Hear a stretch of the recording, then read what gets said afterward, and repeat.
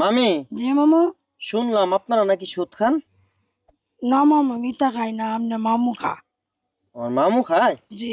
আপনি খান না? জি না, আমি পেটে খিদা লাগলে আমি দিলা সান আর দিলা ভাত খাই।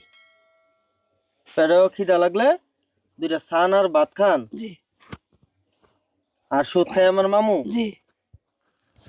মামু, মামু সত্যি আপনি সুদ খান? হ্যাঁ মামু কিভাবে? রুটি দিয়া খাই। রুটি দিয়া? হ্যাঁ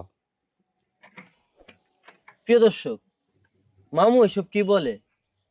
রুটি দিয়া সুদ খান? হ্যাঁ মামু মামু, মামু সুদ কি?